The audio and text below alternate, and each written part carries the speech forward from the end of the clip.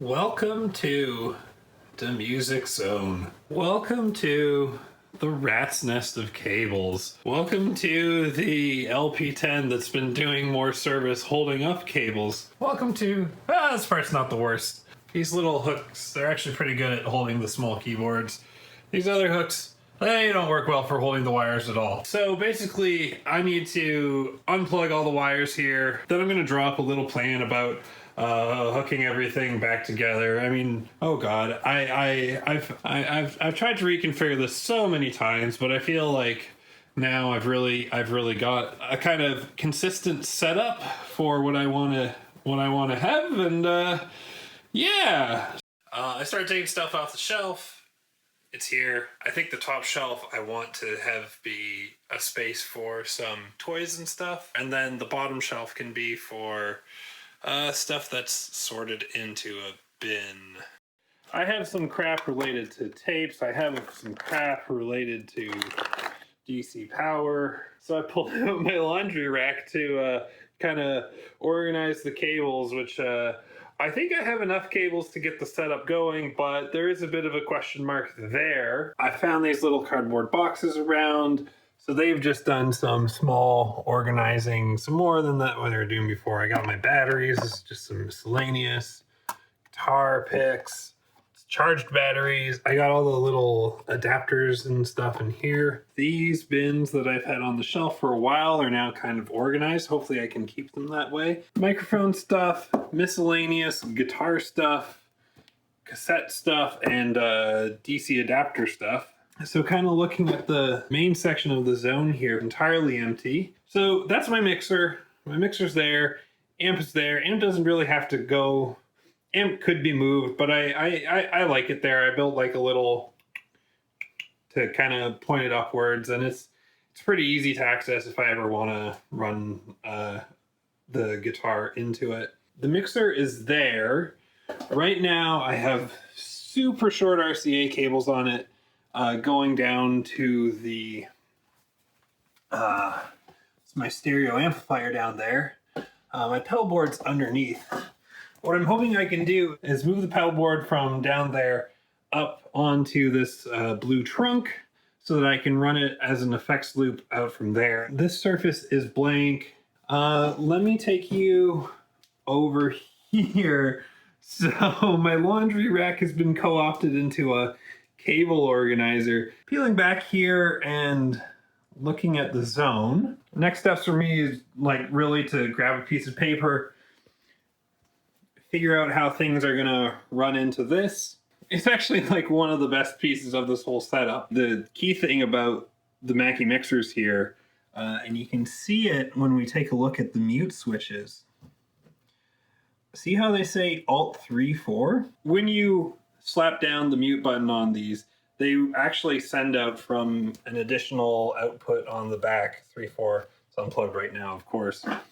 And that is really how I've been able to get the KP3 into this setup in like a super seamless way. Send out on the Alt-3-4. That lets me isolate a synth if I want to record a loop. Or I can just slap mute on all the buttons and have them all go through the filter if I want to do like, you know, a song-wide, a piece-wide sweeping effect. So I've been doing a bit of planning here. These actually represent the 8 channels I have on my mixer.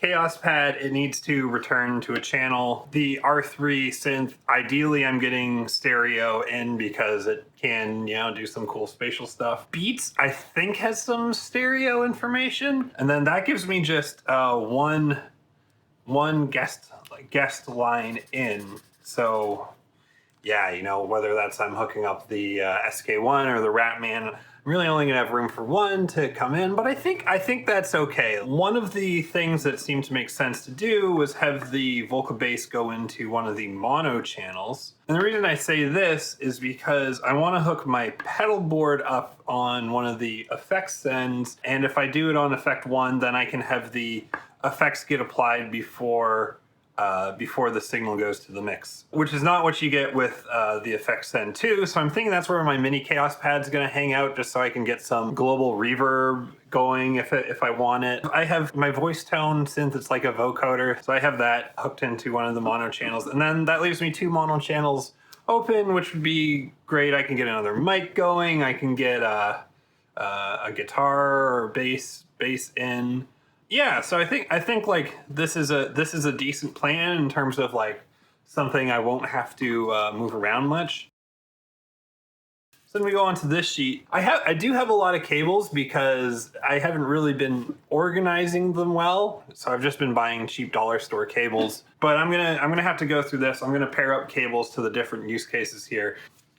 So then the final question I'm trying to answer is what sort of power bars do I need? Over here is the wall, and there's an outlet kind of right around here. So I think what I would like to do is, instead of having the one I currently have, which is kind of snaking across the floor up to here, so I'd probably rather run it over from here. Obviously, so many of these things I want to plug in, they have these, you know, the wall warts, people call them. The other thing I want to figure out over here is, you know, this power bar does not have the reset switch, but I would like certain things to be plugged into a power bar with a reset switch. Like specifically the pedal board, just like when I go away, to be able to just with the flick of a button kill the power to it would be great.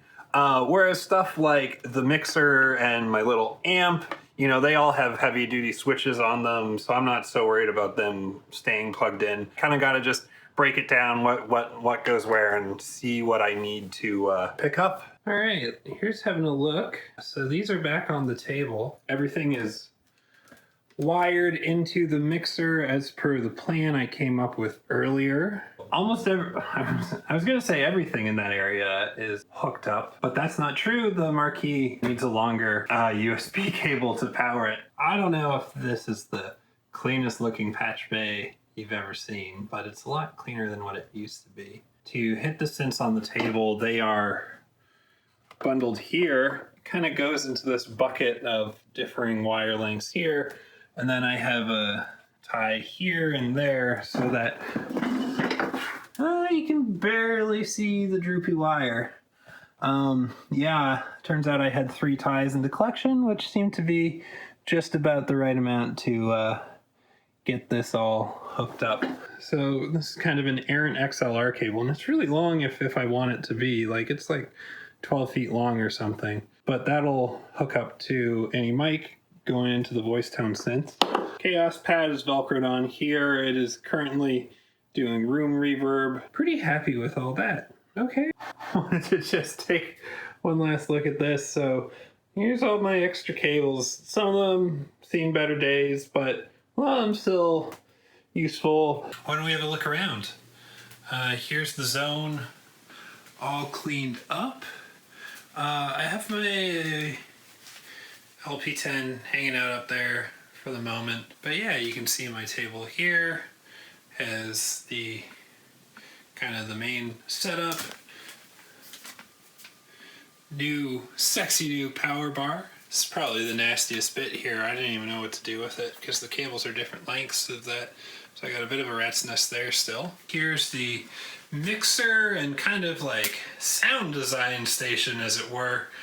Given I have my pedal board, so the pedal board into the B1X on is one effects loop. Second effects loop is into that mini Chaos pad, and then that box there is the vocoder. I got the guitar amp there if I need it. I whipped up this little cable holder. Yeah, fits nicely there, tucked under the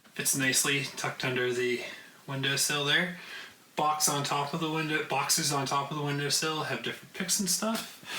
And then, if you've watched this channel before, you're probably familiar with an angle that looks like this to some degree. So yeah, it should let me focus in on different things. Yeah, I mean, still some stuff to figure out, but it's like super cleaned up. Everything's organized. Hopefully I can keep it that way. I feel definitely like having my cable rack over there is gonna help out a lot with that. Crazy cool background. Hey, check me out, I'm a cool guy with art and shit. So what y'all just watched was probably filmed 2-3 months ago. I thought I would do a bit of a coda epilogue to follow it up. TX81 tone generator, that's a new thing. Roland sound canvas. Having done the reset up on this, I am in a better position to integrate these than I was before. Like magic. Let me show you what powering this on looks like.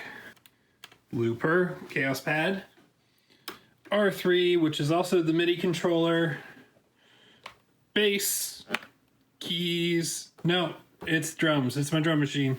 Sound canvas, mixer, pedals, tone generator, stereo amp. And did you know that the IKEA LAC is the perfect width for her Euro rack modules? So, in honor of doing this whole setup, let's do a jam.